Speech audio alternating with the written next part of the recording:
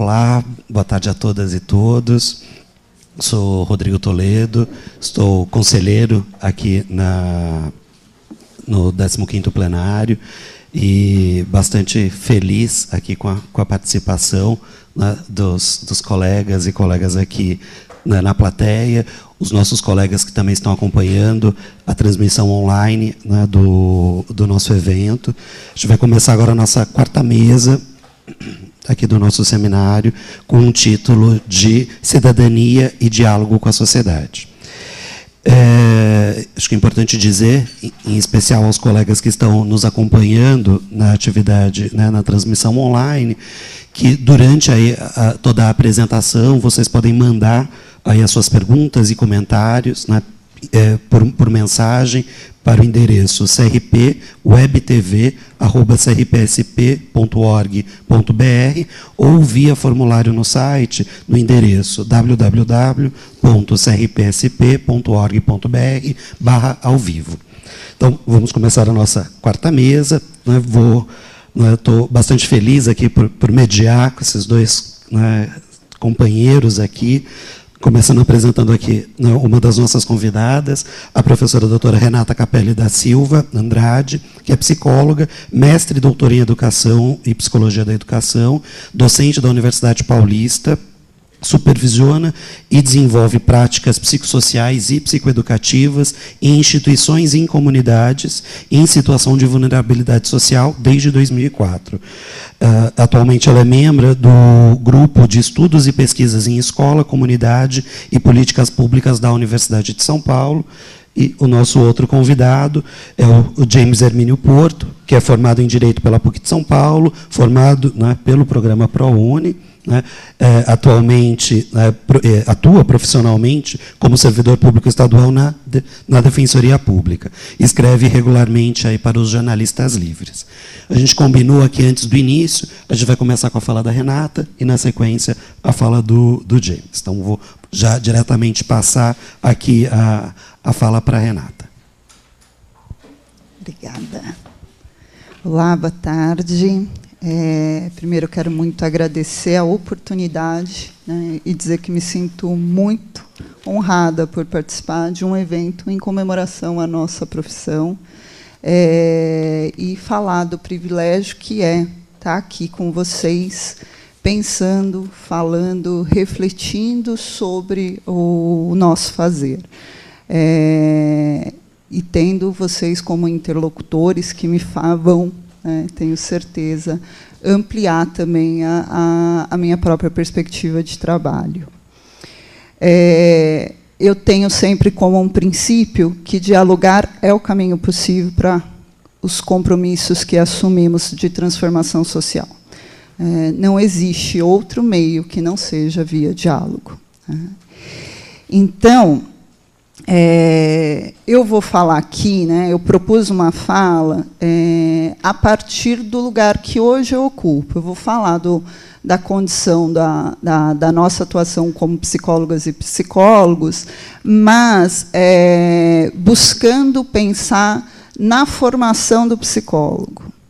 Então, como o Rodrigo falou, sou psicóloga, sou professora formadora, sou supervisora de estágios, então eu lido com alunos de 4º e 5º ano do curso de psicologia e tenho o desafio, todos os dias, de ensinar o fazer, ensinar a fazer, ensinar a pensar.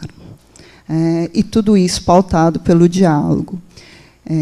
Então, esse é o desafio e é desse lugar que eu me propus, então, a falar e conversar com vocês aqui hoje.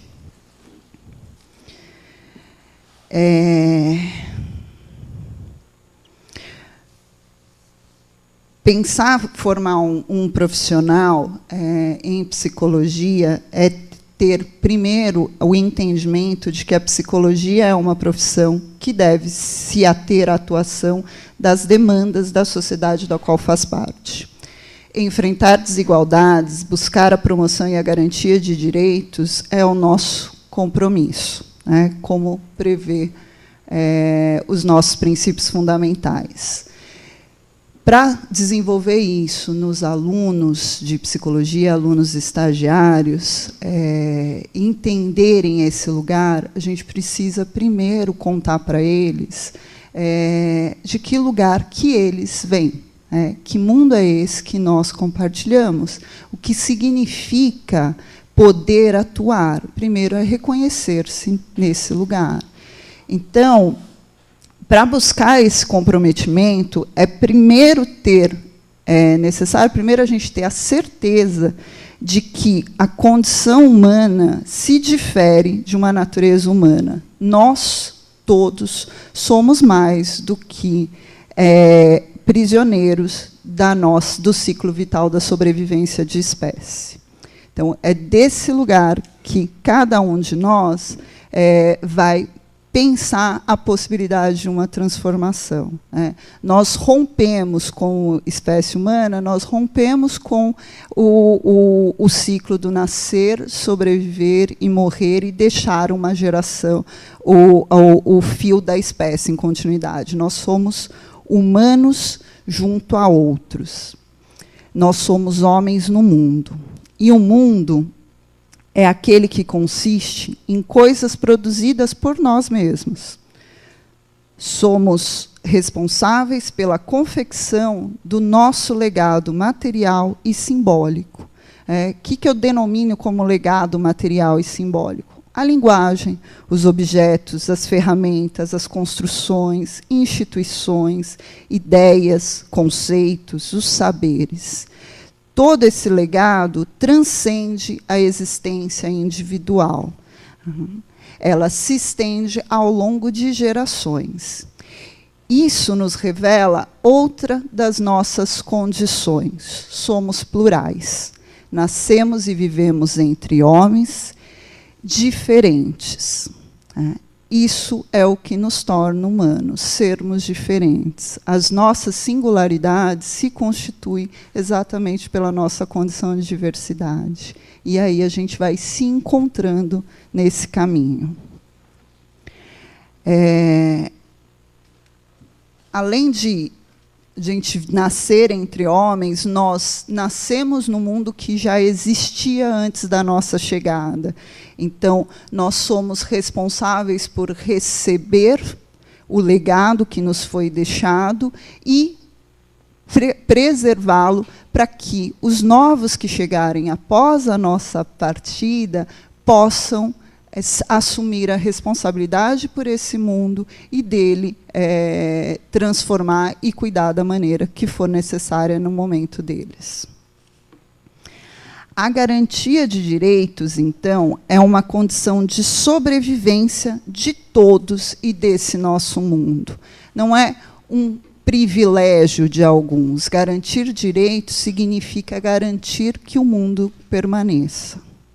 Pois, como nos lembra Hannah Arendt, o mundo comum acaba quando é só visto sob um aspecto, quando só se apresenta em uma perspectiva. Em tempos marcados pela intolerância, desigualdade, violência, vulnerabilidade e também o descaso com as questões ambientais, todos estamos em risco. Interessar-se pelo mundo é responsabilizar-se pela sua continuidade. Os princípios fundamentais da psicologia que nos norteia nos lembram de nossa responsabilidade com esse mundo. Em outras palavras, significa que, diante da precariedade de situações vividas pelas pessoas, famílias, grupos, comunidades, que deflagram sofrimento, violações, paralisias, caberá a nós, cidadãos, profissionais da psicologia, propor e desenvolver práticas que possibilitem que a situação seja enfrentada num campo de corresponsabilidade coletiva e pública. Por quê? Aí eu vou recorrer a outra autora aqui muito importante para a gente, que é a Dalgisa Esposati, que afirma que estar protegido significa ter forças próprias ou de terceiros que impeçam que alguma agressão, precarização, privação venham a ocorrer. Então, só no estado, só na compreensão do estar junto a outros é que a gente pode garantir a sobrevivência desse mundo que é comum, feito de plurais, que somos todos nós. Aí, a gente pode desenvolver, pode criar, inovar várias práticas psicológicas, sair criando, trazendo novidades, buscando, repaginando práticas que já foram feitas ao longo da nossa história profissional.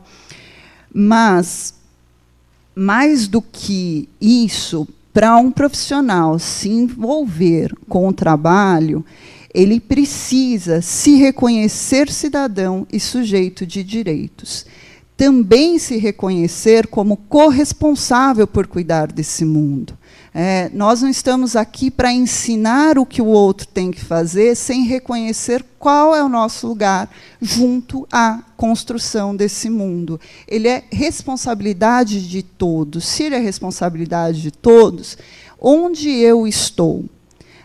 O que as políticas públicas, o que as mudanças partidárias, as decisões governamentais, as decisões internacionais interferem na minha existência, na minha profissão, e aí eu tenho condições de me colocar junto a cada participante para entender a perspectiva dele.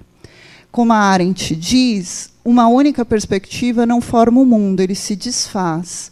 Várias perspectivas, sim, constituem esse mundo. Então, olhar para a minha perspectiva e dizer para o outro o que ele tem que fazer, ou porque eu tenho todos os conhecimentos técnicos da psicologia, porque eu sei todas as práticas, conheço todas as teorias, nunca será suficiente para o nosso compromisso que a gente assumiu de transformação da realidade. Para isso, a palavra-chave é o diálogo. É só o diálogo que nos lembra que o mundo é compartilhado, que ele é pronunciado por todos que aqui estão. Esse reconhecimento precisa dessa condição de corresponsável, né?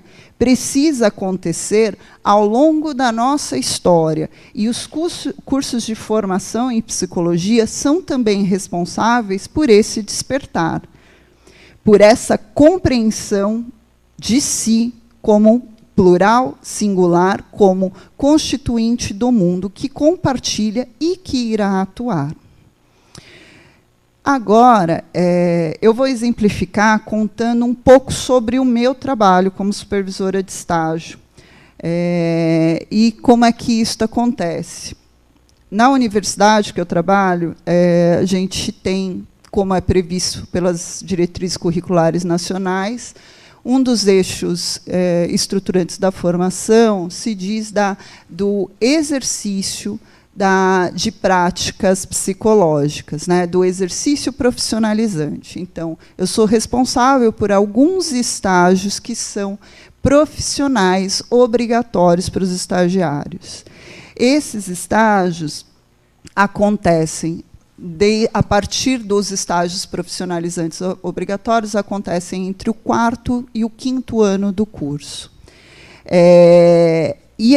A experiência dos estágios tem como objetivo, primeiro, ensinar as práticas e o seu desenvolvimento.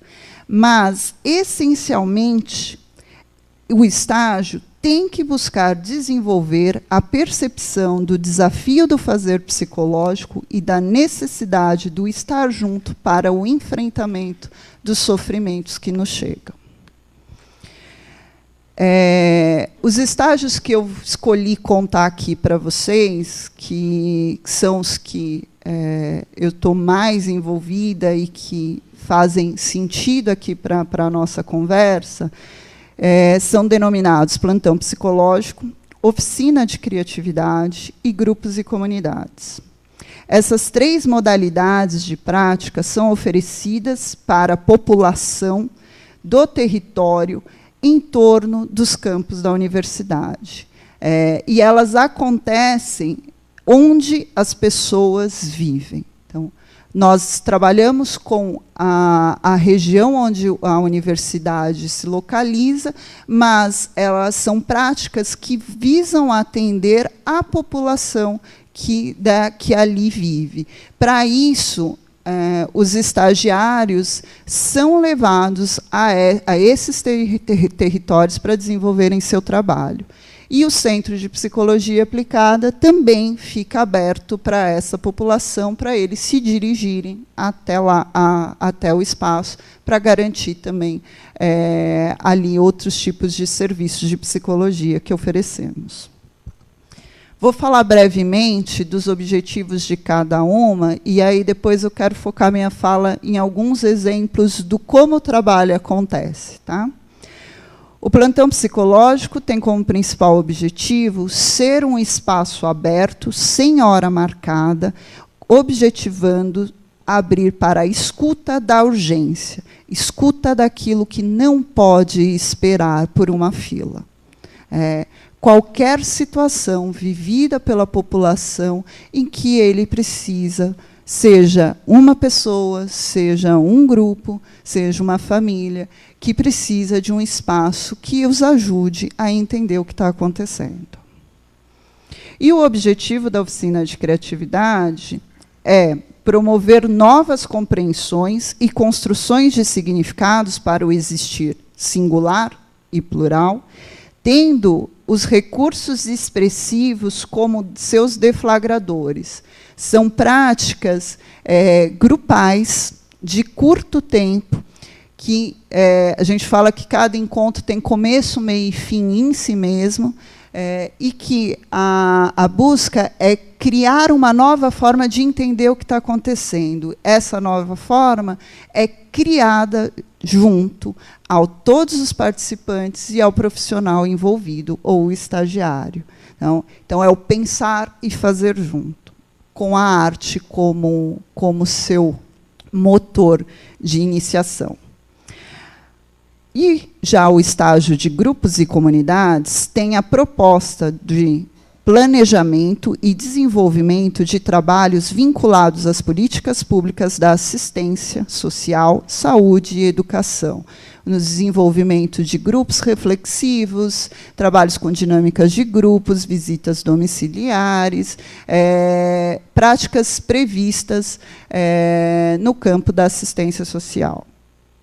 As 3 modalidades de estágio têm em comum o objetivo de serem espaços de compartilhamento de histórias, de sofrimento, histórias de conquista.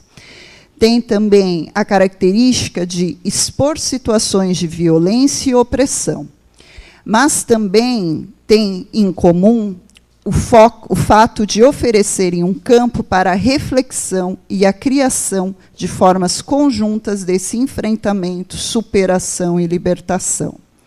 É o estar junto, compartilhar sofrimentos, que nos leva a olhar diferente. Quando eu conto aquilo que eu vivo, e eu escuto alguma pessoa que diz, olha, eu também passei por isso, aquilo que era individual, que parecia não ter solução, passa a ganhar uma luz que me permite um respiro. E juntos podemos descobrir o que mais fazer, que além do que tem se feito até aquele momento. Didaticamente, os 3 estágios aparecem separados na apresentação e definição das suas peculiaridades. Mas, vivencialmente, esses 3 estágios são desenvolvidos nos mesmos territórios. O que isto permite ao futuro profissional de psicologia entender é que há peculiaridades em cada uma das práticas que podemos desenvolver, mas que todas elas estão a serviço da população. E aí cabe aos estagiários ter a clareza do que cada prática significa, dos objetivos dela, e conseguir traduzi-las para essa população. E, assim, a população vai ter um acesso ampliado do que é a psicologia. Então, eles vão ao território, eles apresentam diferentes formas de trabalho, e é uma das formas da psicologia acessar a população, para além daquela ideia de só alguns procurarem em alguns espaços. E também isso faz a gente lembrar que apresentar as diferentes formas de atuação e colocá-las à escolha da população reflete o nosso compromisso de pensar junto com a população sobre os benefícios dos trabalhos das práticas psicológicas e também que ele é o principal sabedor sobre a sua história. Então, não é o psicólogo que define qual é o melhor caminho para a população, né, para aquele grupo. É junto com o grupo, com as instituições, os participantes, que nós definimos que tipo de trabalho pode ser desenvolvido. Essa é uma das características fundamentais da atuação do psicólogo, da psicóloga. Os estágios sempre têm começo, meio e fim a cada ano. Essa é a condição que a universidade sofre, né? São alunos que estão indo embora. Então, como é que eu proponho um trabalho para a população, sabendo que o meu grupo de estagiários começa em fevereiro e em dezembro está indo embora? O que eu conto para essa população? Como é que eu me comprometo com ela para ela não ser apenas um espaço dos experimentos psicológicos, mas tenha o sentido da experiência do estar junto a, e trazer à tona essa compreensão que eu estava sinalizando no começo. Isso se dá por alguns caminhos que nós fazemos lá na universidade. O primeiro é a apresentação e a sensibilização dos estagiários para entenderem-se nesta condição de corresponsáveis, deles conseguirem perceber o lugar que eles ocupam no mundo. E lembrar a todos que somos históricos, né? Que temos história, que compartilhamos histórias. Então, os estagiários, quando chegam em fevereiro, para o início, eles vão ouvir histórias. Histórias contadas pelos supervisores, histórias contadas pelos antigos estagiários, histórias contadas, principalmente, pelas comunidades, pelas instituições onde eles vão desenvolver os trabalhos. Então, para ser psicólogo e atuar junto a instituições e comunidades, a primeira coisa que a gente precisa ter é interesse em ouvir histórias. A partir de ouvir essas histórias, o que já foi feito, caminhos que foram trilhados, as conquistas, as derrotas, aquilo que a gente ainda não conseguiu abrir para pensar, os grupos que a gente não conseguiu desenvolver, os assuntos que nos preocupam até aquele momento, tudo isso compõe esse primeiro encontro dos novos estagiários com a prática que eles vão aprender. Então, esse é o primeiro ponto para aprender a prática. É aprender a gostar de ouvir histórias. Os alunos também são convidados a participar de estágios que já estão em desenvolvimento. A ideia principal é que eles entrem nos campos que nós já temos conhecimento, que a gente já faz parte, mas também há um outro convite, que é de abrir novas frentes, abrir novos campos para esse diálogo. E, em qualquer uma das formas, o primeiro caminho é ouvir histórias, seja em entrevistas, rodas de conversa, visitas, entrevistas coletivas, entrevistas individuais, é o participar do espaço onde o trabalho será desenvolvido. Primeiro eu conheço, e aí, junto a, eu planejo, e depois, junto a, nós desenvolvemos a intervenção. Uma coisa que garante também esse formato e que é essencial para que ele possa ser transformador, né, ter uma relevância para a população, os supervisores permanecem ao longo dos anos. De um ano para outro, os supervisores têm uma continuidade no estágio e eles têm uma proximidade com as instituições onde os estágios vão acontecer. Então, a supervisão não é técnica, não é só da prática. A supervisão, ela é um processo vivencial, é uma construção também do psicólogo supervisor o tempo integral. A cada ano ele participa desse espaço das instituições e se coloca em questão junto a todos os participantes. Eu vou contar para vocês duas experiências, tá? Que eu escolhi entre muitas experiências, eu escolhi duas. Uma é de uma comunidade na Zona Norte de São Paulo, que nós temos os estágios acontecem lá já há 8 anos. E, nesses 8 anos, a universidade chega lá, o curso de psicologia, chega por um pedido de uma líder comunitária da região para trabalhar com as crianças. Esse foi o pedido que chegou.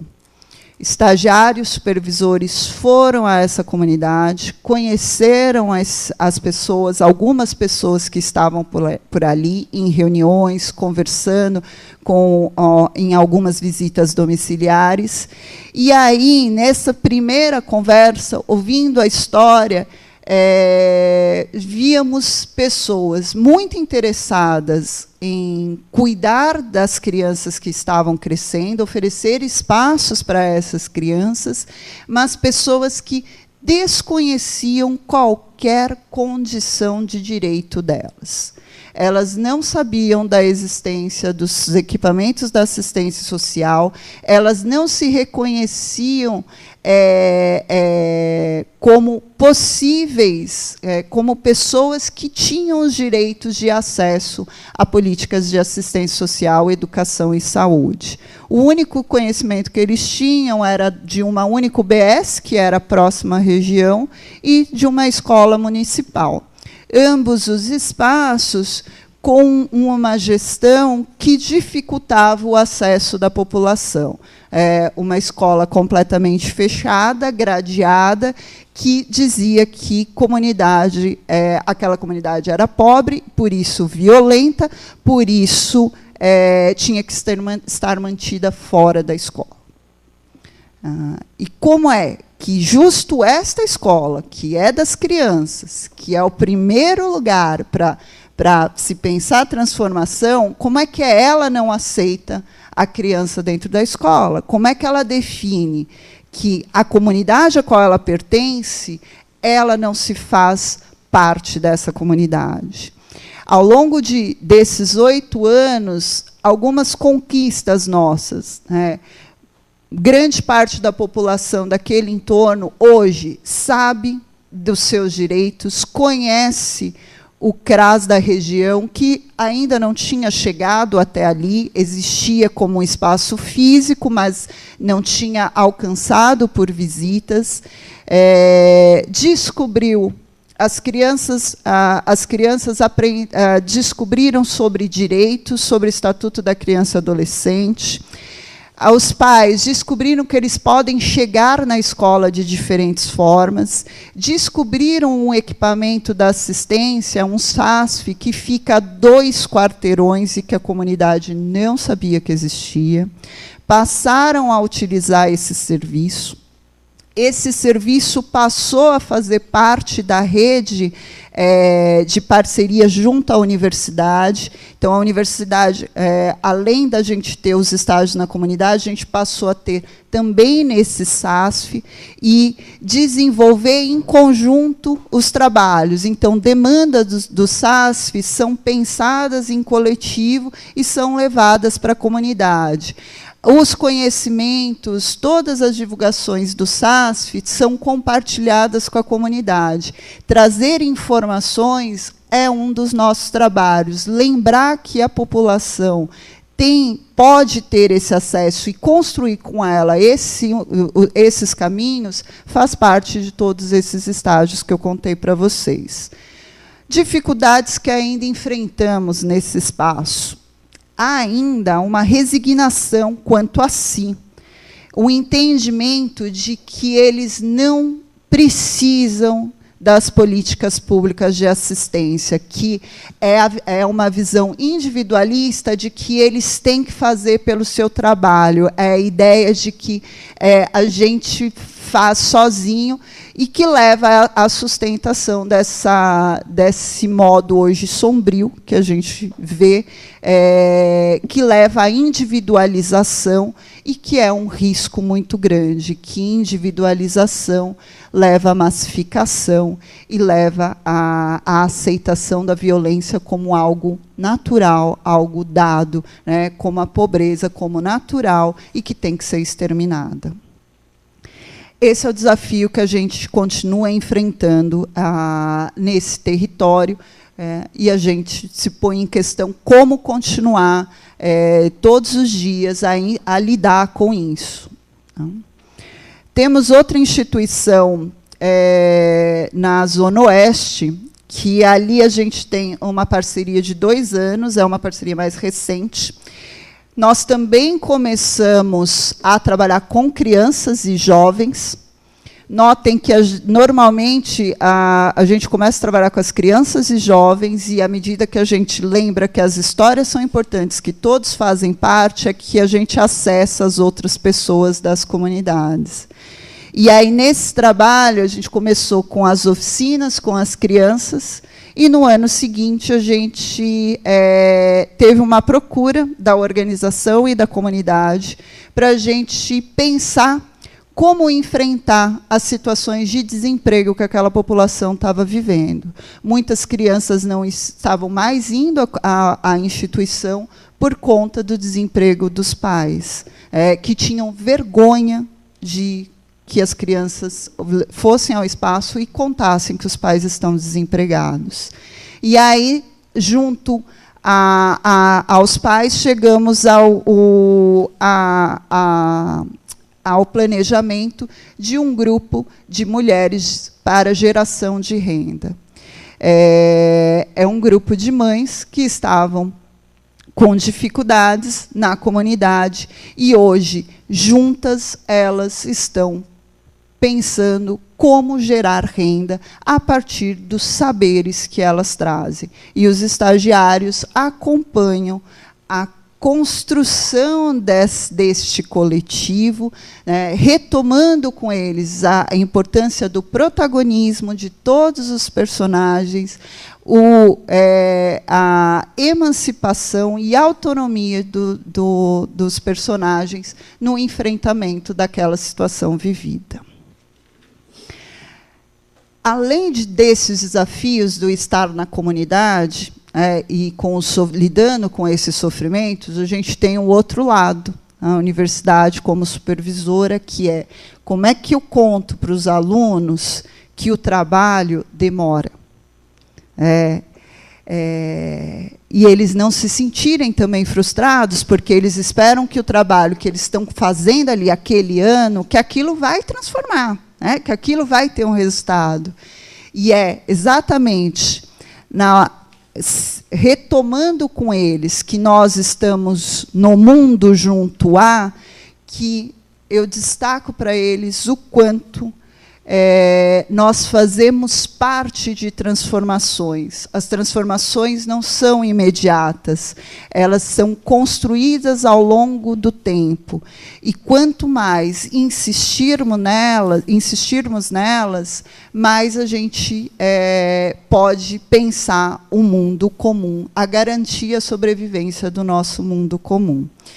E aí, para finalizar, eu vou citar aqui uma fala da Roviello, que é pautada na Hannah Arendt, e ela diz assim: importa preservar o espaço de humanidade, que é o espaço do diálogo sobre o mundo, mesmo no mundo totalitário, onde isso se torna praticamente impossível. Mesmo no mundo que se afunda nas trevas, é essencial preservar um espaço de compreensão onde a troca de juízos acerca do mundo o faça de novo aparecer e, deste modo, reintroduza o humano no mundo. Humanizamos o que se passa no mundo ao falarmos entre nós e, ao falar, aprendemos a ser humanos, pois o mundo só se torna humano quando se abre a essa fundamental disposição para partilhar o mundo com os outros homens. E uma palavra que eu sempre digo para todos os meus alunos é insistência. Diálogo é da ordem da insistência. Transformação é pela insistência. Obrigada.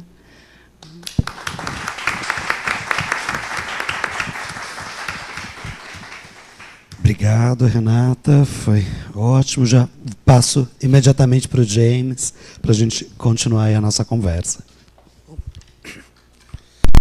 Boa tarde. Eu sou o James, isso já foi adiantado. Quero agradecer a oportunidade de estar falando a todos vocês, agradecer pela escuta que estão me dando. É certamente uma escuta extremamente qualificada que me coloca numa situação ainda mais perigosa. Agradeço a Renata pela fala. A gente tinha combinado, tinha repassado mais ou menos o que um ou outro ia abordar, e a gente acabou não falando que a gente tinha como referência uma teórica em comum, que é a Hannah Arendt. Quem me conhece sabe que eu falo dela todo dia. Então, mais Hannah Arendt vai ter na minha fala também. Leiam, recomendo bastante. Quando me chamaram para cá, eu tive uma certa crise, que dura até agora, não vai passar, provavelmente vai continuar. O que eu diria no Conselho Regional de Psicologia? Eu sou formado em Direito, eu atuo como oficial de Defensoria Pública e sou jornalista livre. É importante um pouco repassar a minha história do porquê que eu peço para colocar que eu sou formado pelo ProUni. Venho da periferia de São Paulo, como é nítido, sou um homem negro, e é uma grande oportunidade poder ser ouvido quando se faz parte de uma população que é silenciada todos os dias. Se não por estruturas de violência simbólica, por uma violência de fato, por um genocídio negro que não cessa desde que a escravidão, de certa forma, acabou nos termos em que ela estava colocada. Eu acabei colocando aqui, estava falando para o Rodrigo, que me ajudou bastante a me acalmar um pouco, que eu aprendi a falar em público em igreja, na periferia. Lá me colocaram para fazer sermão e foi a primeira vez que alguém, acho que me colocou pelo menos mais de meia hora para falar, com gente se propondo a me ouvir. Olha, hoje eu vou tentar fazer algo semelhante, só que sem Deus, tá? Só que o desafio também vou dar uma estendida. Para ser menos teológico ainda, vou tentar me apegar menos à ideia de Estado. Que eu não sei vocês, mas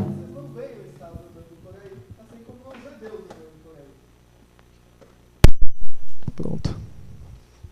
Deus está me castigando. Ou não. Vocês não veem o Estado, mas também não vê Deus andando por aí. Isso, eu não estou tentando escarnecer da crença de ninguém. Eu tenho as minhas crenças também, todos vocês têm. E muitas vezes a gente acaba acreditando no Estado. E a gente fala dele como se ele fosse um sujeito, né? E por que eu estou fazendo essa introdução? Que aqui eu colocou, seminar, meu tema é cidadania e diálogo com a sociedade. Então o foco que eu vou dar aqui é no jornalismo livre, nas mídias alternativas e na importância que ela tem na construção de uma sociedade justa, igualitária e livre. Primeiramente, não vou negar a existência disso que a gente chama, desse princípio organizativo que a gente coloca como Estado. Por quê? Porque a primeira coisa é a gente colocar como se situa o jornalismo dentro do nosso sistema jurídico. Não sei se eu falei, sou formado em Direito. E eu acho que esse é um tema muito importante. Por quê? Já voltando aqui, a Renata estava falando sobre Hannah Arendt, qual a importância das leis na nossa sociedade? As leis é estabelecer aquilo que se chama uma promessa. Quando a Constituição foi formulada em 88 e se inaugura uma nova concepção de Estado e de sociedade mais justa, livre, igualitária, se estabelece uma promessa. Quais são as promessas, por exemplo, que se colocam como norteadoras da sociedade que surgiria a partir de 88? A promessa de que ninguém seria submetido à tortura, ninguém teria seu direito à vida violado, que a propriedade ocuparia sua função social. Essas promessas foram colocadas. E não é uma promessa vazia. Essa promessa norteia os caminhos que a gente deveria adotar enquanto cidadãos. No ponto de vista do jornalismo, a gente tem que começar do geral e a gente vai afunilando um pouco. Artigo 1º da Constituição de 88 coloca como princípios, como fundamento, no inciso 2, a cidadania. E a gente vai tentar chegar a uma pequena concepção do que é cidadania. O artigo 5º coloca, e essa acho que é uma das principais promessas estabelecidas na Constituição, que todos são iguais perante a lei, sem distinção de qualquer natureza, garantindo aos seus brasileiros e aos estrangeiros residentes no país a inviolabilidade do direito à vida, à liberdade, à igualdade, à segurança, à propriedade, nos termos seguintes. No inciso 4 fala que é livre manifestação de pensamento, e no 9º, inciso 9, é livre a expressão da atividade intelectual, artística, científica e de comunicação, independente de censura ou licença. O artigo 220, que fala já da comunicação social, que é bem interessante de se ler, porque caiu uma promessa que não foi cumprida mesmo. A manifestação do pensamento, a criação, a expressão e a informação, sob qualquer forma, processo ou veículo, não sofrerão qualquer restrição, observado o disposto nessa Constituição. No parágrafo 5º, os meios de comunicação social não podem, direto ou indiretamente, ser objeto de monopólio ou oligopólio. Bom, o que se coloca em 88 aqui é que, graças a Deus, né, e ao Estado que foi surgido, não podemos mais ter famílias que detenham televisão, rádio, jornal, sites e representação no Congresso ao mesmo tempo. Ainda bem que essa promessa, né, existe. Tá aí. Bom, e todos os outros artigos da Constituição, o que os outros têm a ver com o jornalismo? Aí que entra a importância de um jornalismo livre. Por quê? Bom, primeiro, para falar em jornalismo livre, é preciso pensar, refletir o que é a liberdade. Bom, para quem está no contexto de ir cobrir protestos e atos, por exemplo, num contexto de golpe, ser jornalista livre significa não ser preso ou não ter bens e equipamentos apreendidos pela polícia. Mas essa concepção de liberdade, de não ser preso, não ter os bens apreendidos, é uma concepção negativa. Negativa no sentido de impedir que alguém o faça. Um representante do Estado ou qualquer outra pessoa. Há uma concepção positiva de liberdade. E essa concepção positiva de liberdade é o que eu acho que é de mais pulsante, e isso aqui liga a todos nós aqui. Para todos os outros direitos que são violados na Constituição, existem meios institucionais de garantias. Existe o Judiciário, existe o Ministério Público. Para garantir que, por exemplo, alguém não seja numa viela de uma comunidade pobre chamada Sem Terra, no Rio de Janeiro, seja atacado e acusado de tráfico de drogas e preso numa condenação de mais de 9 anos, numa prisão sem colchão, que o expôs à condição de tuberculose. Estou falando de Rafael Braga, que já tinha sido preso antes por transportar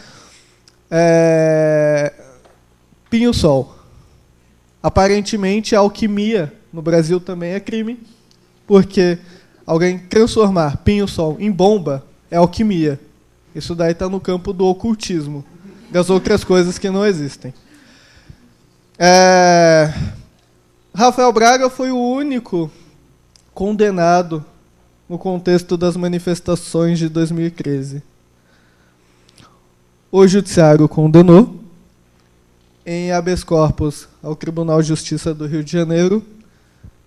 O habeas corpus não foi concedido. O Ministério Público o acusou. E aí? O que fazer quando os meios de satisfação dos direitos estabelecidos pela própria Constituição não estão funcionando? Essa é a importância de um jornalismo independente. Independente do Estado, numa relação de diálogo direto com a sociedade, de mostrar aquilo que está acontecendo, aqueles direitos que não estão sendo cumpridos, aqueles direitos que estão sendo violados, quais as liberdades que estão sendo violadas.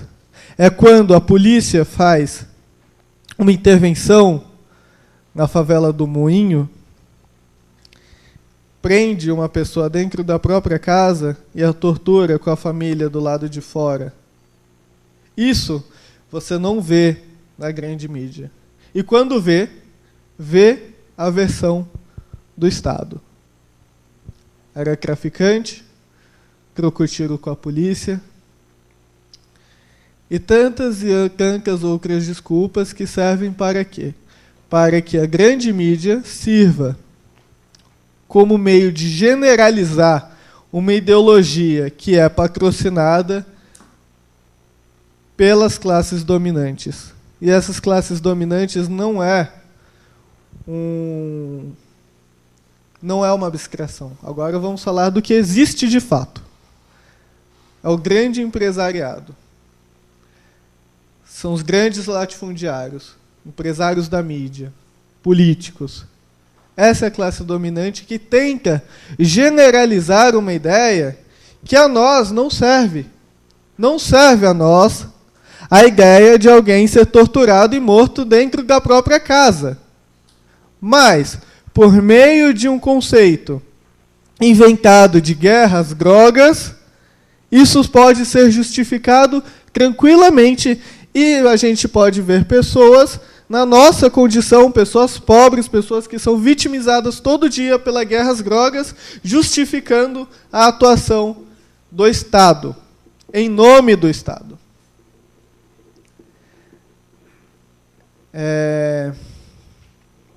Continuando. Então, liberdade num sentido positivo. O que seria isso? A Hannah Arendt, que eu já prometi que eu citaria aqui, ela diz assim: todas essas liberdades, a quais podemos acrescentar as nossas próprias reivindicações de nos libertarmos da miséria e do medo, são, é claro, essencialmente negativas. São resultado da libertação, mas de maneira nenhuma são o verdadeiro conteúdo da liberdade, que, como veremos mais adiante, é a participação nos negócios públicos ou a admissão no domínio público. Bom, o que seria a participação no domínio público? Primeira coisa, o domínio público não se limita somente ao Estado. O domínio público significa estar em público, estar nessa condição de pluralidade, como a Renata perfeitamente colocou aqui. É a gente reconhecer que a gente não está sozinho no mundo, que existem outras pessoas à nossa volta. E é poder participar disso. Primeira condição para participar disso é estar vivo. E por isso é sempre importante denunciar qualquer tipo de violação ao direito mais fundamental, que é a vida, e outros mais também. Cidadania, como Hannah Arendt coloca, já também acrescentando, seria o direito a ter direitos. E ter direitos, infelizmente, indo para uma crítica, não basta. A nossa Constituição colocou vários direitos a todos nós. Mas direitos sem liberdade não adianta. Por quê? Porque a gente não detém o poder político, de fato, para garantir a existência desses direitos. Não adianta ter direito quando o judiciário olha, aponta uma pessoa pobre, negra, e simplesmente fala: você é um traficante de drogas, deve ficar preso.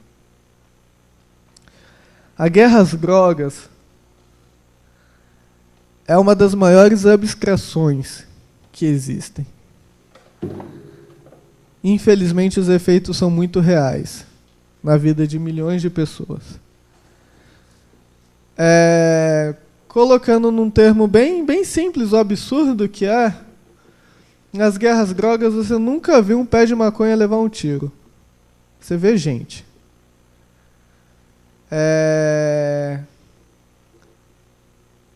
Existem políticos que são proprietários de aviões que carregam alguns quilos de cocaína, tipo uns 500, e estão aí, como ministros, senadores. E, no fim das contas, a única conclusão que a gente chega sobre a guerra às drogas é que a cocaína vai muito bem, obrigada. Ela anda de avião, anda de helicóptero, vai de uma fazenda a outra. Uma guerra às drogas, na verdade, é uma guerra genocida entre pessoas, que se fundamenta num conceito abstrato de raça, inventado para colocar distinção entre pessoas, para garantir o domínio de uma, o domínio de pessoas brancas sobre pessoas negras. a partir dessas abstrações, que a gente acaba assimilando, a gente é obrigado a conviver com esse estado de coisas em que vivemos. Mas continuando. Falando dessa questão racial, prosseguindo um pouco, e já voltando mais na questão do jornalismo, o jornalismo ele é importante para mostrar e para que a gente tenha um pouco de controle sobre o que está à luz e à sombra na nossa sociedade. Por quê? Os detentores do poder, eles têm o privilégio de saber quando se esconder, quando aparecer, a quem esconder e quem fazer aparecer. Então, isso significa ocultar os seus erros, os seus crimes, e inviabilizar uma parcela significativa da sociedade. Levando em conta que essa parcela significativa da sociedade são as mulheres, os negros, LGBTs. Existem, estão aí, são maioria, e mesmo assim são invisibilizados pela mídia, nas representações políticas, nos espaços universitários, e é nisso que é importante, eu sempre acho importante ressaltar a minha origem como pró-unista. Quando a abolição da escravatura aconteceu, no final do século XIX, no dia 13 de maio, no dia 14 de maio, surgiu o que se chamou na época de movimento de 14 de maio, que eram os fazendeiros aderindo à causa republicana. A partir de então, a história da República se torna a história da negação dos crimes cometidos contra as pessoas negras. Vale ressaltar que, desde então, esses fazendeiros, a maioria também, se não todos, eram homens e ricos.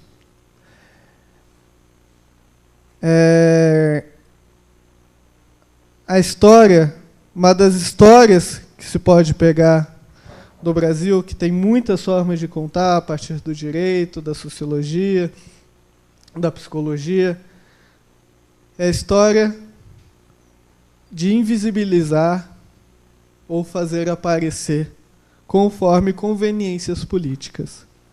Um jornalismo independente é um jornalismo que não se pega a interesses econômicos, em que a informação não é um produto, mas a informação significa diálogo, uma livre circulação de informações e um diálogo livre e amplo em sociedade, em conjunto. Então, há um aspecto público no jornalismo, mas que não é estatal. Então, a gente já consegue derrubar aqui. Existe muita coisa que é público, mas não é estatal. E é esse tipo de coisa que precisa ser reforçado. Quando eu parei para refletir sobre o que eu estaria fazendo aqui, pensando, eu sou formado em Direito, o que eu vou falar para psicólogos? E eu parei para pensar no quanto isso é algo incrível numa sociedade, porque não venho aqui representando uma organização ou um partido, e apesar de eu ter sido chamado pelo Conselho Regional de Psicologia, estou falando com pessoas. E é essa troca que é essencial. Eu aqui, como jornalista livre, falando a vocês que tenho o que dizer e tenho o que ouvir. Assim como eu em relação a vocês todos. Vamos prosseguindo. A República um conceito republicano, que também se coloca na nossa Constituição, outra promessa, ela vem do latim de res publica, de coisa pública.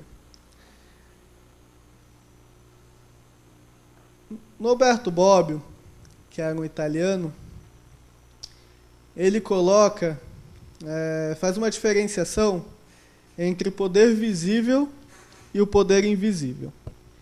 Eu acho que essa é uma colocação importante para a gente colocar assim, enquanto cidadãos, e também numa perspectiva do jornalismo livre e independente.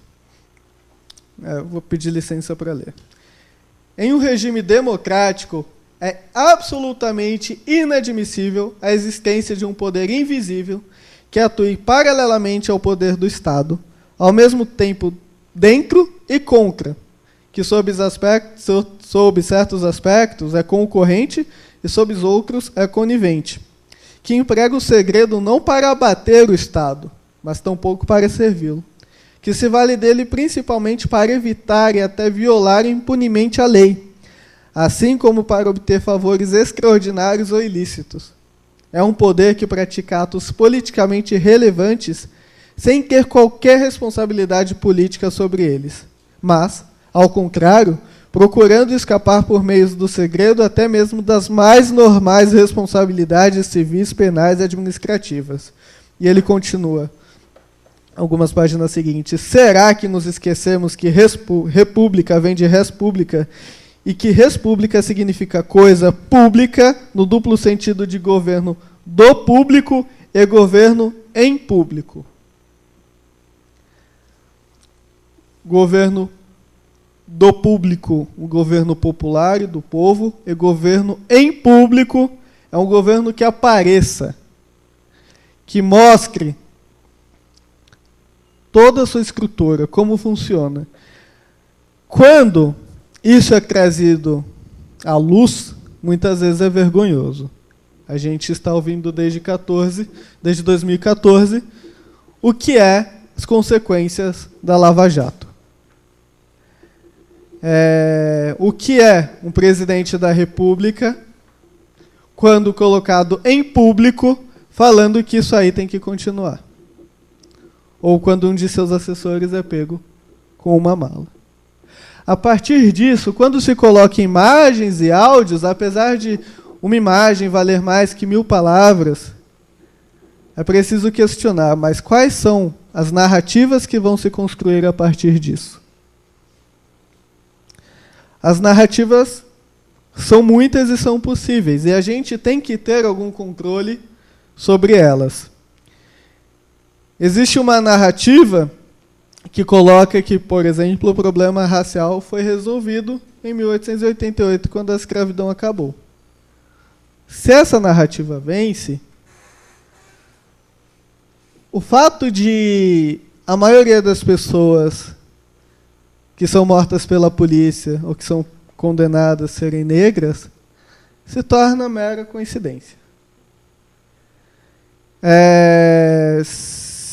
Se a gente coloca a narrativa de que o problema da desigualdade de gênero foi resolvida, o número de mulheres assassinadas pelos seus maridos se torna mera coincidência. E eu sei que ninguém aqui está para aceitar meras coincidências. Então é necessário a gente disputar politicamente uma narrativa.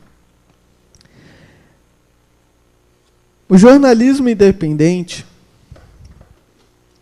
e não só, a grande mídia, tem o papel de dar a ver. E quem mostra tem controle sobre o que está mostrando. Eu posso, por exemplo, mostrar que alguém foi preso por tráfico de drogas no Rio de Janeiro. Posso mostrar que está havendo uma ação da prefeitura na região denominada Cracolândia para reprimir. E quando coloco aqui, a gente chega numa bifurcação: o tráfico de drogas ou as pessoas pobres. Mostrar não é suficiente. Mostrar, a grande mídia mostra, a pequena mídia também. Até os sites falsos de notícia também mostram alguma coisa. É um primeiro passo importante, mas não é o único. Além de dar a ver, é preciso fazer ser visto. E existem pessoas que a gente não vê. E se a gente vê, a gente não vê do jeito certo. E qual é o jeito certo de se ver? É vendo na sua humanidade e na sua dignidade. Não como alguém que deve ser objeto de uma guerra. Alguém que é feito para morrer. Homens, mulheres, negros e negras não foram feitos para morrer do jeito que se morre no Brasil. Além de dar a ver, é preciso, e é aí que a mídia independente se diferencia, é preciso dar a fala. E quantos de vocês podem escrever, por exemplo, num jornal como a Folha de São Paulo, ou Estado de São Paulo? Quantos de vocês podem expressar as ideias? Bom, vocês podem entrar na página do Facebook, comentar uma notícia, em meio de milhões e milhões de comentários dos mais xenofóbicos, machistas e racistas e classistas que existem lá. Mas isso vai ficar lá, vai ficar perdido. Dar a fala significa tratar o sujeito, homens e mulheres, não como consumidores de notícias. Da notícia que vem como um produto enlatado, mas da notícia e da informação e do diálogo que vem como um exercício de direitos, um exercício da liberdade de participação. Não é possível participar politicamente sem estabelecer um diálogo com a pluralidade, com as pessoas à sua volta. Nesse sentido, dar a fala significa estabelecer novos meios de exercício de direito. Meios de satisfazer esta promessa, independente do sistema jurídico que exista, independente do Estado. Melhor é quando o Estado garante minimamente, ou pelo menos formalmente, o direito à informação.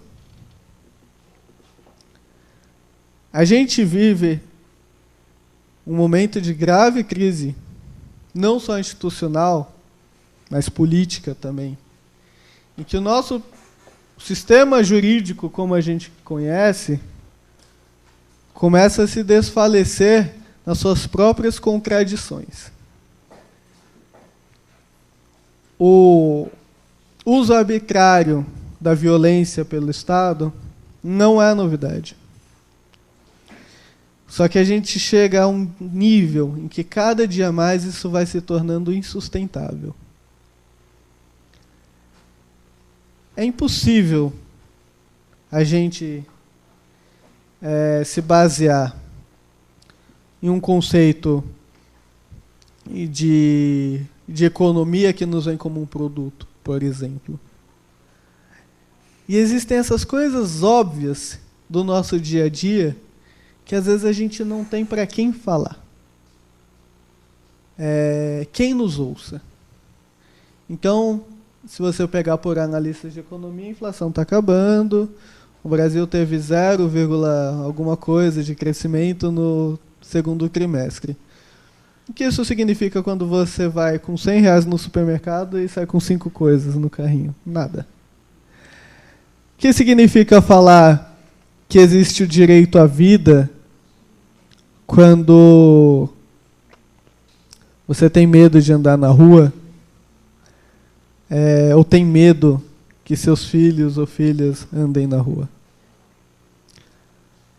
Bom, que adianta falar que se está combatendo as drogas na Cracolândia, quando vocês que estudaram psicologia sabem que internação à força não é a solução. Ao mesmo tempo, a gente precisa ser chamado a dar foco. Porque enquanto, isso não é algo que a gente deve negar, enquanto há movimentos totalitários nos Estados Unidos que defendem ideias fascistas, a gente também tem isso aqui no nosso país. E vamos além. Quando se propõe a pegar pessoas por sua condição de saúde mental e enfiá-las à força num determinado lugar, o que a gente está criando são novos campos de concentração. Em São Paulo a gente tem alguns. Alguns de vocês já devem conhecer. Quero encerrar fazendo um convite e um apelo. Não só para que vocês leiam e curtam a página dos Jornalistas Livres e todas as outras mídias independentes, mas para que vocês também cooperem. Há muito o que ser dito por vocês.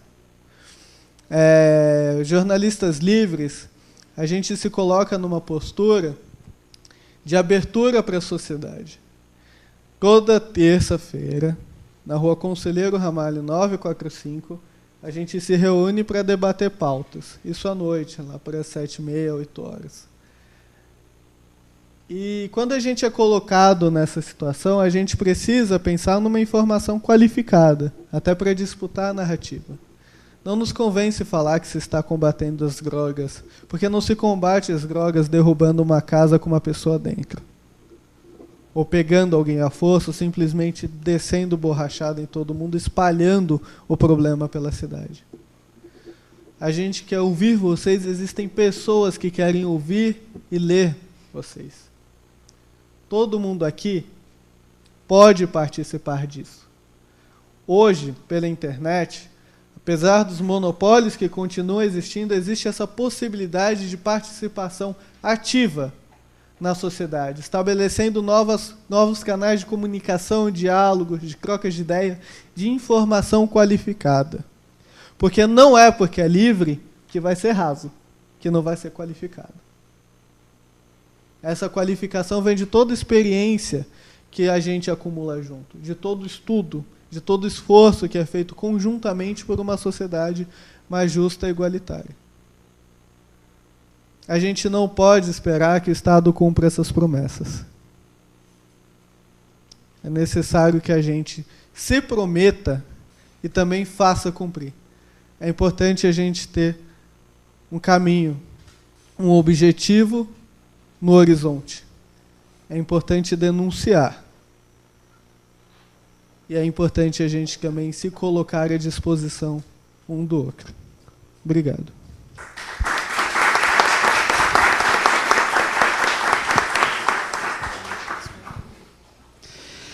Obrigado, James, pelas ótimas palavras, né? Como também já havia agradecido a Renata.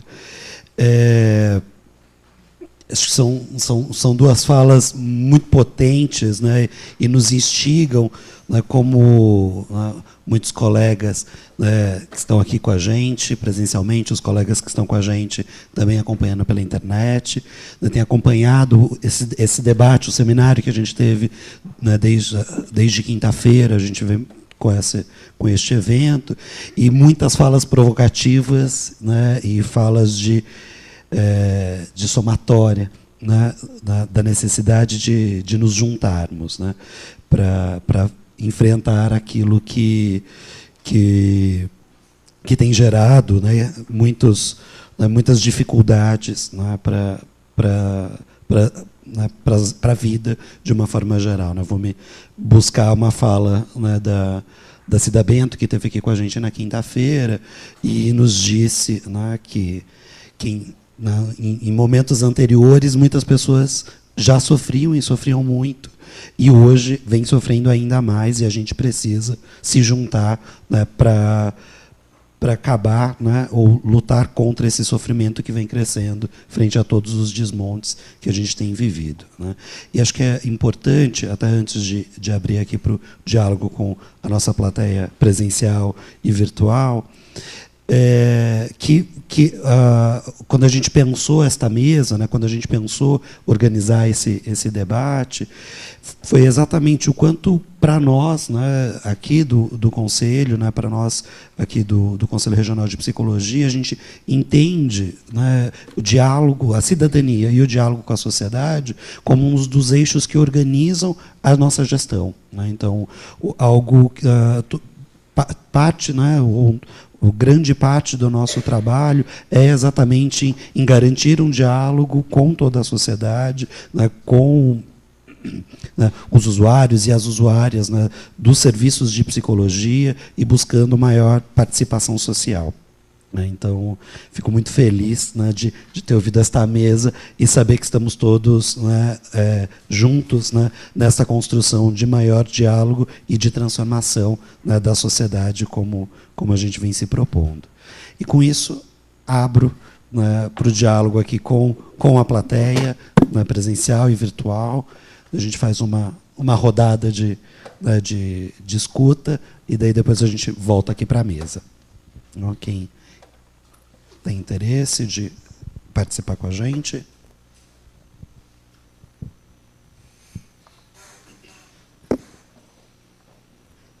Acho que tem uma colega ali no canto.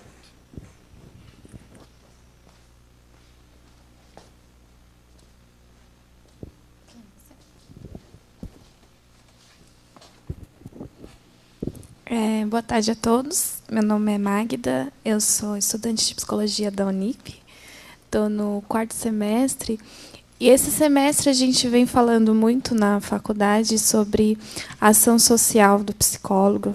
Entrou com as matérias de psicologia social e sobre racismo. E, embora eu não tenha assim a pele escura, eu venho de família negra. E me sinto, de certa forma, me sinto um pouquinho na pele o que as questões sobre racismo. E foi comentado, o James comentou, sobre um jovem que foi condenado por ser negro, sem ter provas que ele estava ali fazendo tráfico. A minha pergunta é: se o nosso jurídico se baseia nas condenações em base de provas, como que é possível, no século XXI, com todas as informações que nós temos acessos à história, a gente ainda ter que debater sobre racismo? Acho que é triste isso, chegar aonde nós estamos, ainda ter que debater esse assunto, que eu acho que era um assunto que não deveria ser debatido. Todos nós deveríamos ser conscientes da questão, mas como que um jurídico consegue condenar alguém com base na sua cor e não relevando as provas? Porque está numa viela, na minha concepção, passando, pode ser caminho do trabalho, caminho da casa de um amigo, ou está voltando de uma festa e ali é caminho. Como é que um jurídico ele consegue condenar alguém simplesmente por a pessoa estar ali no local sem ter provas que ela está cometendo o ato?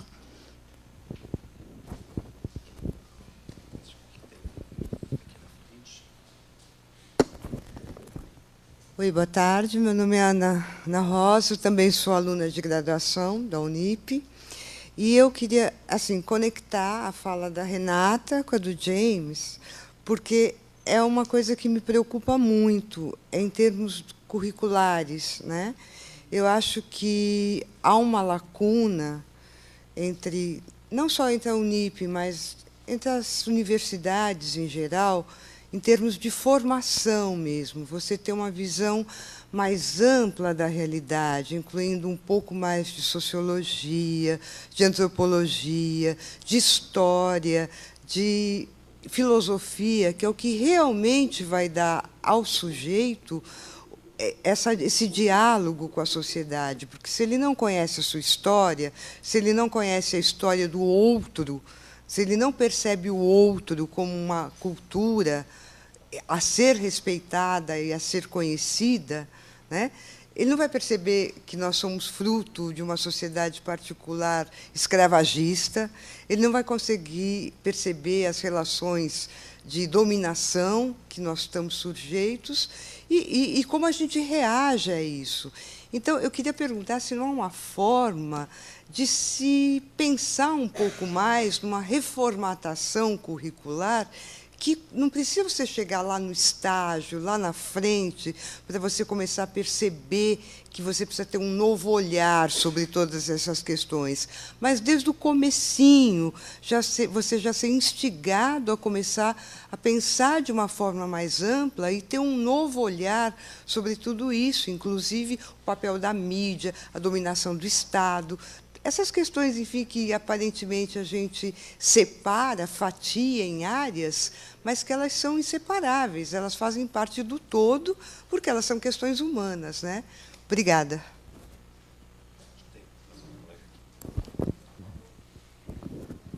Eu queria, na verdade, fazer um comentário sobre a pergunta da colega que fez anteriormente. Também queria fazer uma pergunta para a Renata. Mas sobre essa questão de como o judiciário... Eu sou estudante... Meu nome é Gabriela, desculpa. Eu sou estudante de Direito ainda, não sou formada. Mas essa pergunta de como o judiciário consegue condenar uma pessoa pela sua cor sem provas, assim, a gente tem trazido muito mais à vista agora essa questão da problemática do direito, inclusive em relação ao golpe que a gente sofreu. Mas eu ouvi recentemente uma frase de um jurista, um dos maiores juristas ainda vivo, que é o Celso Antônio Bandeira de Mello, que ele fala claramente que o direito brasileiro morreu. Eu, sinceramente, acredito que o direito brasileiro ele ainda está nascendo, porque até pouco tempo atrás a gente tinha uma lei que condenava mulheres virgens que foram estupradas a casarem com um estuprador, entendeu? Então, assim, não é como o judiciário consegue, mas é como que a gente ainda consegue ver isso, entendeu? Então, esse ponto que o James está trazendo bastante, inclusive, de dar a ver, é muito importante. Isso está dentro do direito a todo momento também. Dar a ver, inclusive, esses defeitos da lei, da própria Constituição. Uma conquista que é algo simples, que já devia ter acontecido há tanto tempo, que é o casamento entre homossexuais. E a gente teve isso agora. É claro que isso é uma problemática no mundo inteiro, mas esse é o sentido que eu acho do dar a ver também dentro do direito. E a minha pergunta para a Renata é no sentido de... Você comentou que alguns pais eles impediam as crianças de ir aos centros por conta da vergonha do desemprego. No final de 2015, eu tive contato com uma mulher, através de um coletivo feminista que eu fazia parte, que ela conseguiu se abrir conosco sobre violência doméstica. E ela passava por terapia, estava em tratamento e tudo mais. E ela dizia que ela não tinha coragem, ela tinha vergonha de falar para a terapeuta dela, para a psicóloga dela, que ela sofria violência do marido. E, assim, mulheres mais experientes que eu conversaram com ela, óbvio. Mas eu queria saber como que nós, eu não sou do meio da psicologia, eu sou um estudante de direito, como que a gente pode conversar com essas pessoas para, inclusive, incentivá-las a falar com vocês.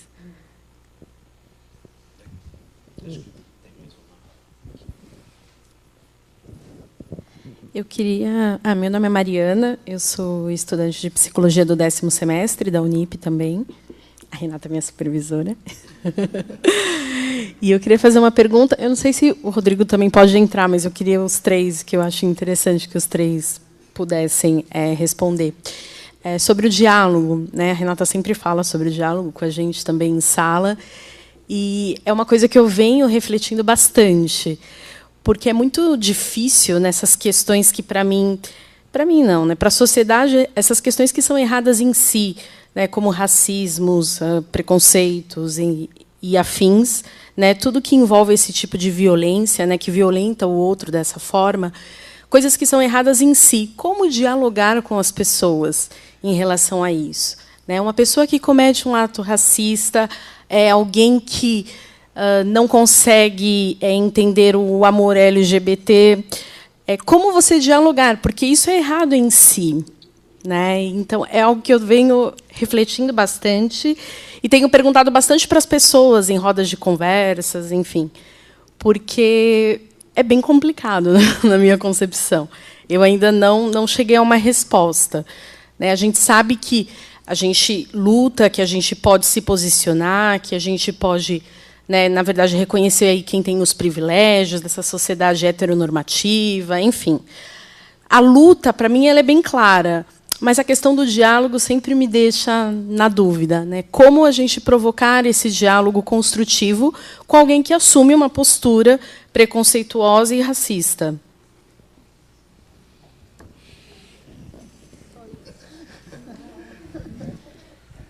Acho que a gente volta para a mesa e voltamos, né, para o público depois. Quem quer começar? O James. Bom, vou tentar responder um pouco a todos. Eu pedi licença para eu poder ir falando, vou tentar pegar todas as questões, mas não necessariamente na ordem, tá? Mariana, sobre o diálogo com racistas, com misóginos, com fascistas, eu sei que vocês talvez esperem, imaginam que eu fale que tem que bater. Né? Eu sei que muita gente aqui tem vontade de fazer isso, bater no sentido bem, né, um eufemismo, assim. Mas a gente pode dar uma surra de verdades. E é uma grande verdade que a gente tem que colocar, Mariana, é que o problema do negro, o problema da mulher, não é só do negro e da mulher. É um problema de todos. Quando, voltando, né, pegando um exemplo histórico, quando 6 milhões de judeus foram mortos na Alemanha, ou pelo governo alemão nazista, isso não era um problema só dos judeus. Isso era um problema da humanidade. Porque foi tirado à humanidade o direito à pluralidade, a conviver com as diferenças. Isso não é pouco. Não é uma mera abstração. A gente se constrói a partir disso. E a partir dessa diferença a gente constrói inclusive a nossa feição, como a gente é fisicamente. Ninguém aqui tem um sangue puro, né? A pureza pode estar, sei lá, abstrato, nosso caráter, né? Mas ninguém aqui tem um sangue puro. E é ótimo que seja assim, né? Então, eu acho que esse diálogo, assim, tem gente que é um caso perdido.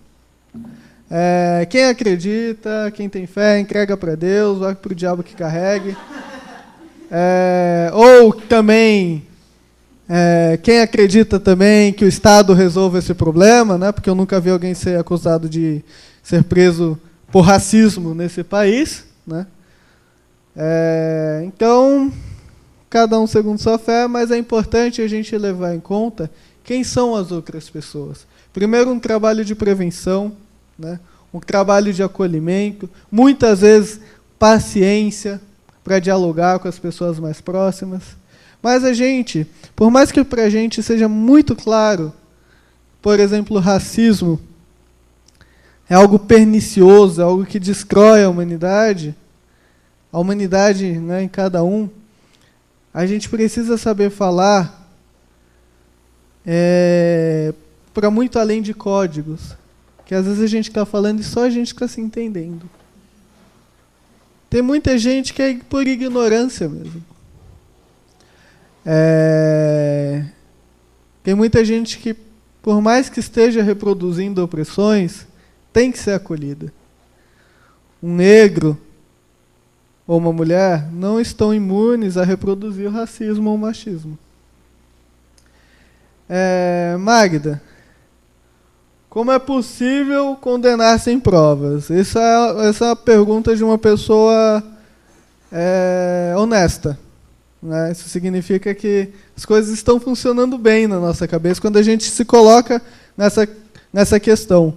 Mas é preciso lembrar o que é o direito. Né? E isso, direito é um conjunto de normas que rege a sociedade, não responde necessariamente à nossa pergunta, porque se não está sendo estabelecidas as normas que alguém tem que ser condenado com provas ou sem provas, então a gente precisa ver no campo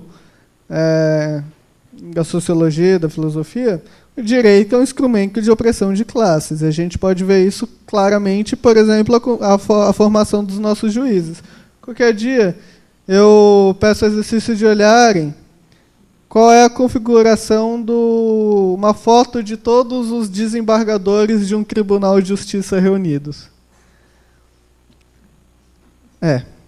Eu não trouxe nenhum slide hoje, até para não ficar aquela coisa ridícula do Delanhol, porque eu também não tenho muita experiência nisso.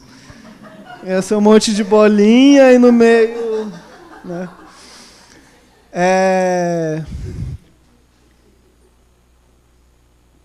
Então a gente tem que olhar, por exemplo, na França, antes da Revolução, para ser juiz, o nobre ele comprava o direito de julgar. Hoje, você não compra o direito de julgar, mas você pode se formar em direito e não ir trabalhar, ter alguém que lhe sustente, passar o dia inteiro estudando, e depois de 3 anos, você vai fazer um concurso de juiz e vai passar.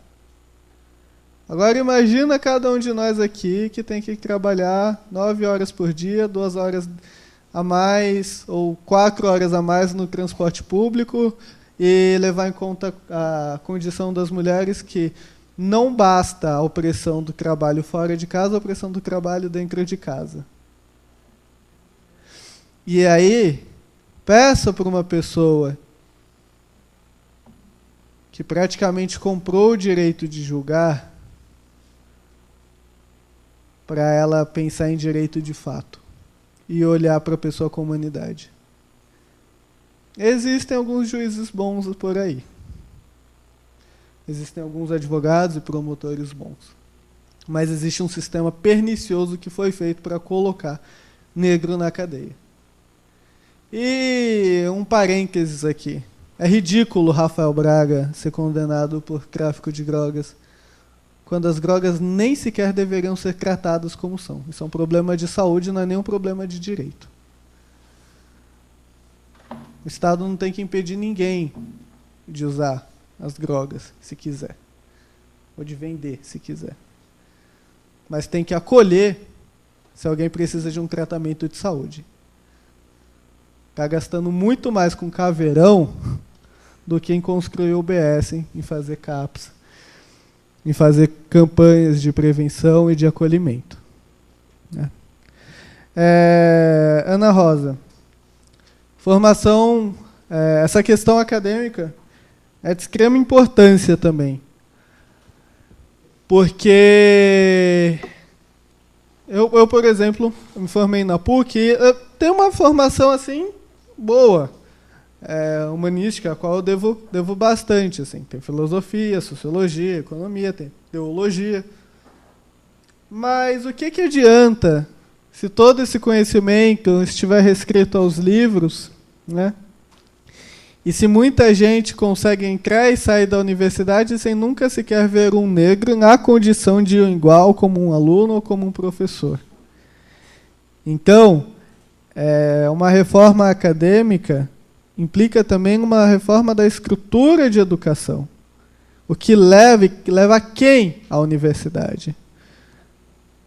O número de negros e negras nas universidades aumentou muito nesses últimos anos, a partir, sobretudo, de 2013, não me vergonho de falar que foram nos governos de Lula e Dilma, ao qual também pecou muito na questão do combate ao genocídio negro. Mas a gente precisa, por exemplo, desde a base, colocar, e a lei já estabelece isso, ensino da história do povo negro, da África indígena nas escolas. E aí, muitas vezes, quando uma escola se propõe a fazer isso, vem pais também, permeados por uma ignorância, por uma falta de conhecimento, e fala, está ensinando meu filho a ser macumbeiro. Acontece, mas a gente tem que continuar nessa perseverança. Garantindo que, se você quiser ter uma formação mais humanística, conviva com humanos. E humanos não tem uma cor só, não tem um gênero só, humanos é essa pluralidade. Né? Sim, nisso a defesa de cotas é essencial. Uma defesa de um ensino público de qualidade é essencial. Né? De acompanhamentos de outros profissionais nas escolas também e nas universidades é essencial. E a Gabriela, quanto ao que ela falou, acho que não tenho muito ao que acrescentar, realmente a respeito do direito. E já deixando aqui, deixa, porque a pergunta que ela fez me deixou curioso. Agora quero ouvir a Renata.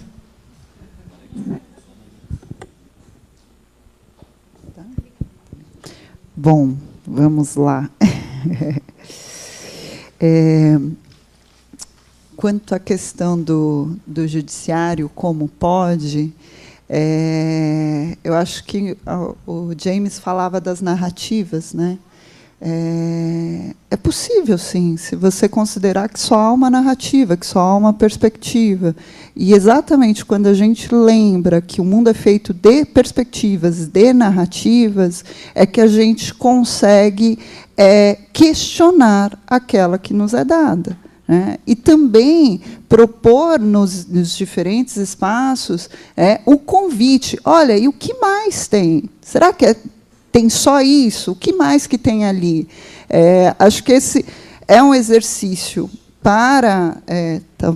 não é meu campo, né, o judiciário, mas é o exercício que eu proponho em todos os lugares. Né? Assim, que mais tem? E reconhecer que o mundo é composto. Quando a gente fala dessa pluralidade, a gente fala de perspectivas, de narrativas de mundo. Né? Cada um tem suas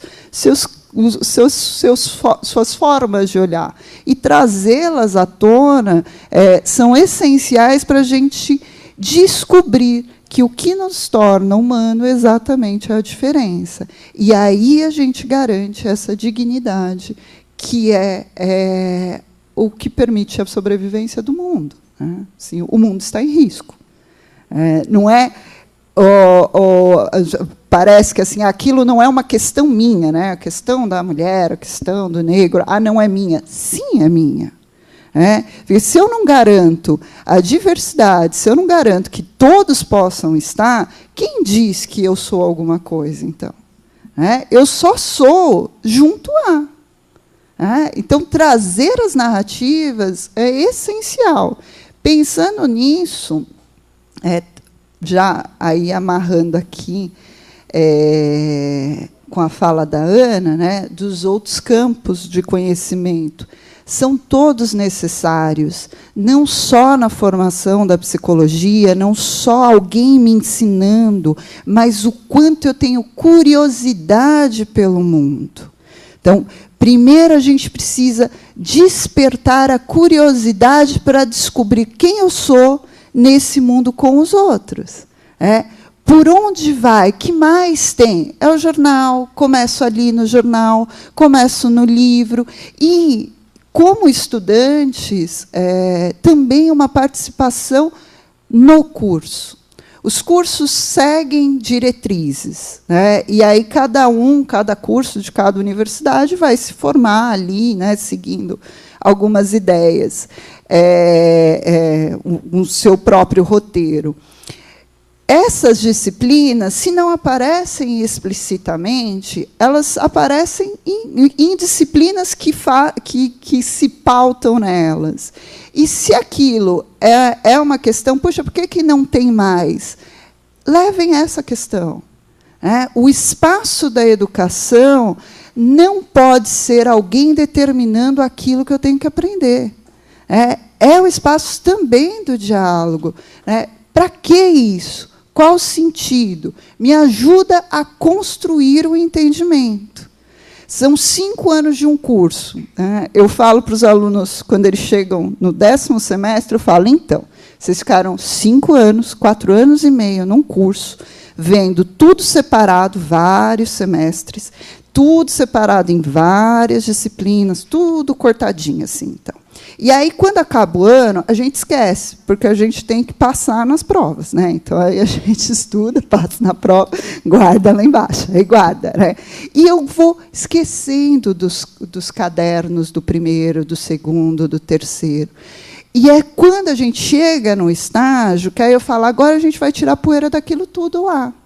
Porque aquilo não é conhecimento para ficar guardado.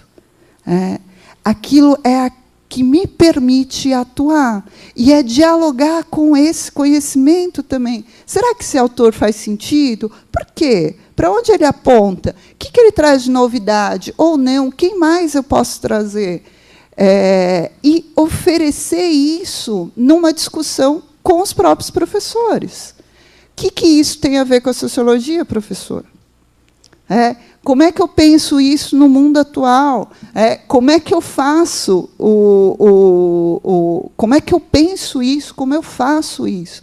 Então, se reconhecer na condição de que o curso só existe porque tem aluno. Escola só existe porque existem alunos que estão para aprender sobre o mundo. A escola não é do professor, a escola não é do diretor, a escola não é de uma única pessoa, porque ali é o lugar da troca, transmissão e troca de saberes. É ali que a gente começa a descobrir que ter conhecimento nos permite dialogar em outras frentes. Então, a escola é de todos, desde da SEI, lá para os pequenininhos, até a universidade. Para ela ser de todos, nós temos que fazê-la ser de todos. Nós temos que reivindicar, ProUni, nós temos que reivindicar que toda a população acesse essa universidade. A gente tem que reivindicar a diversidade dentro dela. Tem que olhar para o lado e falar, que sala é essa? Interessar-se pela pergunta. E aí é que a gente traz os outros campos de maneira viva também, para além de um discurso de aprender conceitos que depois vão ficar na poeira do caderno. Mariana, como dialogar? É sempre da ordem do difícil. O caminho mais fácil, muitas vezes, é esse, não tem jeito, deixa para lá, não, eu fico no meu canto, ignora, bate. São todas exatamente as mesmas formas que os fascistas fazem. Então, eu quero ser igual a... como eu quero estar junto ao mundo? E esta é a direção que vai fazer, bom, respira fundo e vou sentar. Da onde você partiu para entender isso? Me conta o seu caminho, eu vou te contar outros. É troca. Difícil? Muito. Mas muitas pessoas não sabem nem como eles chegaram naquele caminho. A grande maioria. É uma reprodução de clichês, como a Arendt já dizia, que ele não sabe do que ele está fazendo. Então, trazer para pensar é o exercício. Tenho me pego bastante com essa questão. Como pensar? Como é que a gente desenvolve esse pensar? Ele tem um aspecto solitário, do estar sozinho, mas eu também preciso estar junto ao mundo, porque é no mundo que suscita o meu pensamento. Porque, se não é do mundo, que é isso que eu sou, da onde é que iria vir o meu pensamento? Então, estar lá, ouvindo, volta, pensa, que caminho é esse? E vai. A pergunta de novo. Perguntem, insistam nela. como trazer, né? Aí, como a gente traz essas pessoas, né? A busca pelo psicólogo, a gente precisa primeiro lembrar que a psicologia ela faz parte de uma ideia das pessoas cheias de fantasias e estereótipos constituídas pelas práticas que foram desenvolvidas, né? Assim, ninguém inventou do nada, né? Tava ali algumas coisas que levaram a entender que não cabe procurar ajuda. E essa forma não é só da psicologia. Nós aprendemos que não podemos falar das coisas. O espaço público foi entendido como se não fosse nosso. Que isso tem que ficar lá no âmbito do privado e que, se falar disso, é vergonhoso, porque eu tinha que dar conta sozinho, como se brotasse da gente uma condição de sobre-humano que resolve todos os problemas. Ou o entendimento, aí a naturalização de que aquilo é assim mesmo. Então, desempregos, violências, a violência doméstica é visto como, ou é assim, elas não procuram porque é assim mesmo, como não bater? Né? Assim, como é que eu não apanho do meu marido? Sempre foi. Minha mãe apanhava, minha irmã apanhava, minha avó apanhava.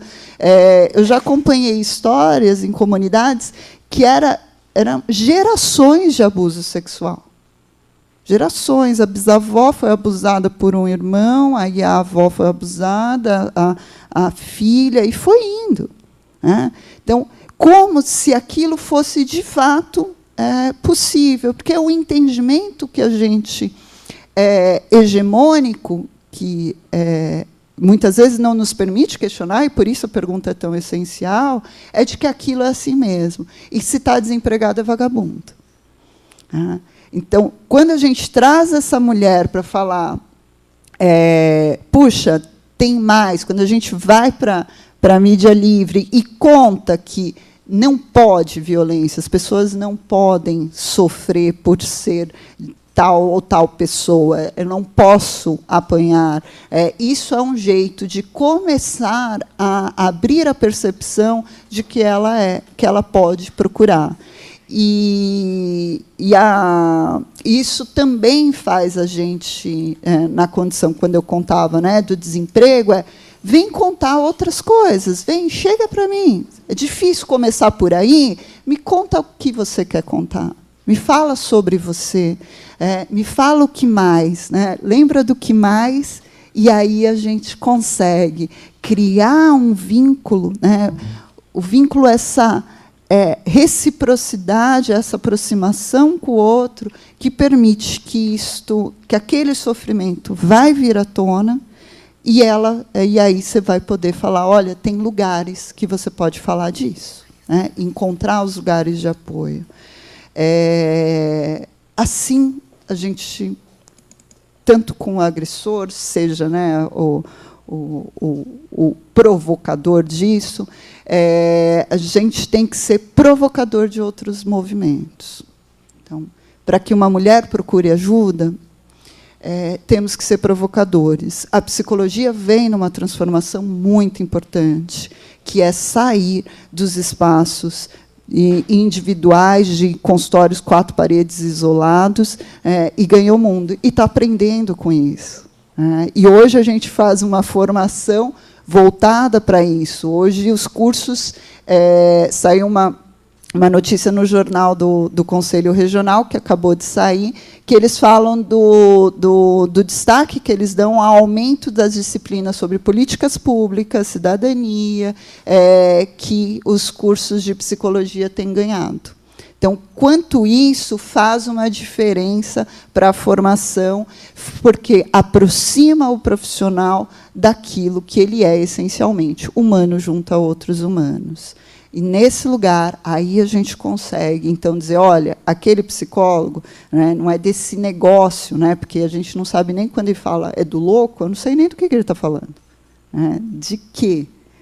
Do que é isso? Então, do que você está falando? Puxa, mas o que mais? O que mais você sabe sobre psicólogos? Você conhece algum? Vamos conhecer? Olha, convite, a pergunta, o interesse, interessar-se. Eu acho que esse é o caminho. Respondido?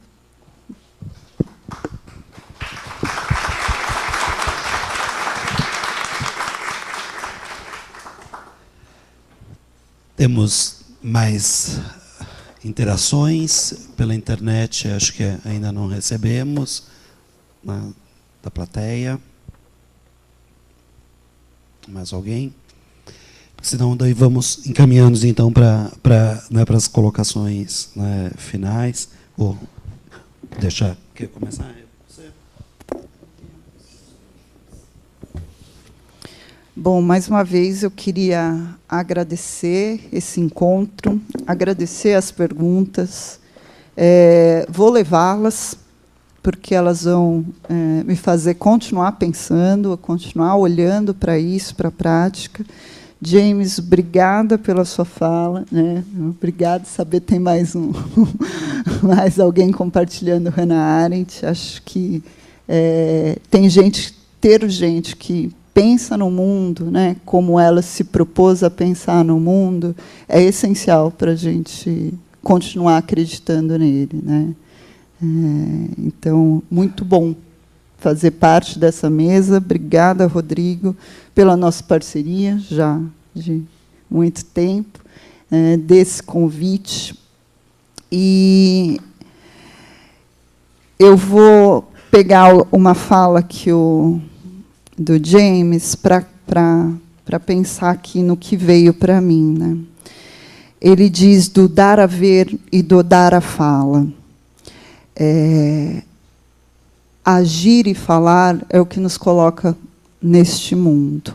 Então, dar a ver e dar a falar é reconhecer quem somos. O trabalho do psicólogo não é nomear coisas, mas é descobrir sentidos junto às pessoas. Linguagens, ações, ideias, são todas possíveis de serem compartilhadas. Soluções não estão prontas, nenhuma. Mas a pergunta sempre é possível. Tá bom?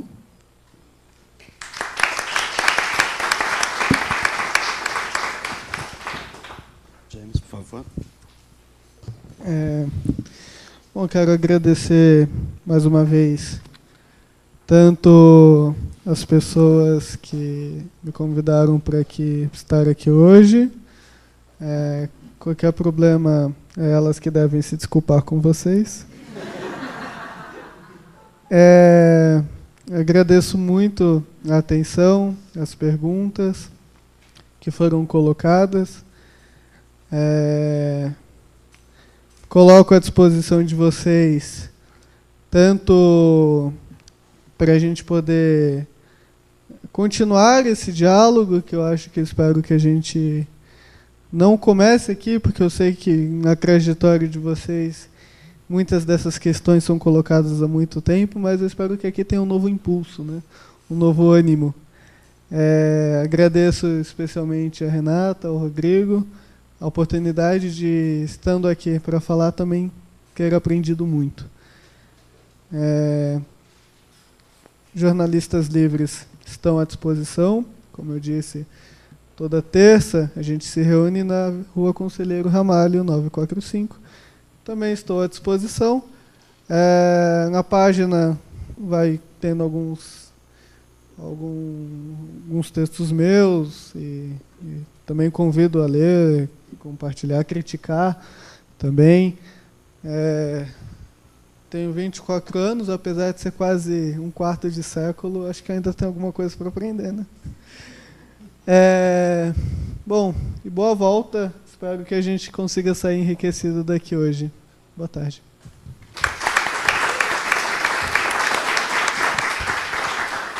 Alô.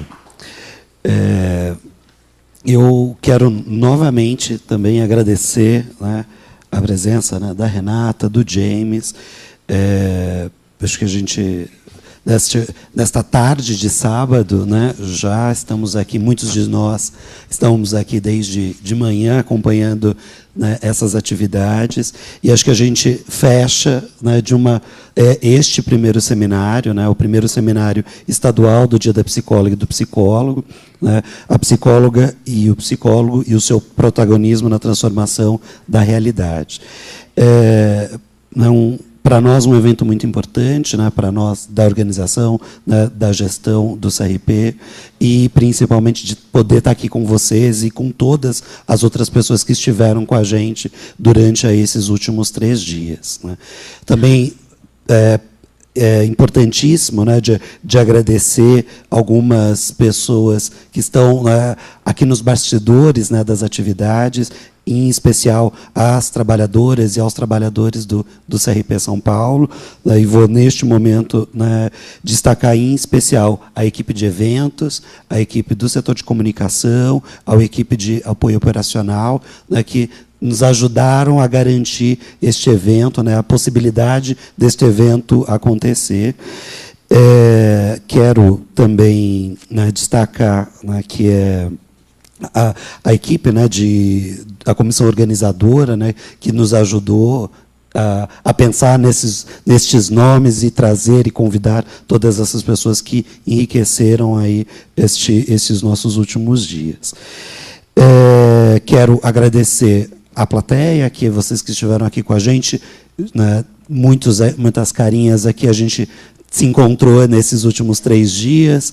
Quero agradecer também, né, quem pôde participar em parte, né, de todos os eventos, as pessoas que estão nos acompanhando também desde quinta-feira, né, nas transmissões online, as pessoas que vão nos acompanhar, vão ver esses eventos também em outros dias, também já agradecer as pessoas futuras que vão acompanhar esta mesa, todas elas vão estar disponíveis, algumas já e outras aí daqui a alguns dias também no nosso canal do YouTube. Quero também reforçar algo bastante importante, né, que estamos, neste ano, comemorando os 55 anos, né, de comemoração, né, da regulamentação da profissão, e acredito, né, que a gente precisa continuar, né, atentos, firmes e em luta, que é exatamente isso que a psicologia tem feito. E vou pedir 2 licenças poéticas para poder fechar, uma delas citando Chico César, né, ele diz, né, em uma das suas músicas, né, que tentam nos cegar nas telas e nas bancas. Com papo de patrão, não vi gente lá. Meu povo precisa ter voz ativa.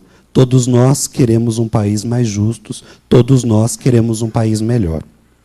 E essa semana também ouvi uma fala, para mim, muito importante, que me fez lembrar uma fala de Gonzaguinho, e essa eu vou fazer uma licença poética mesmo. Como ele diz, né, com tempo ruim, todo mundo também deve dar bom dia. E, com isso, espero que a gente possa continuar dando bom dia e que a gente possa continuar em luta. E agradeço a todos, né, a participação. Obrigado.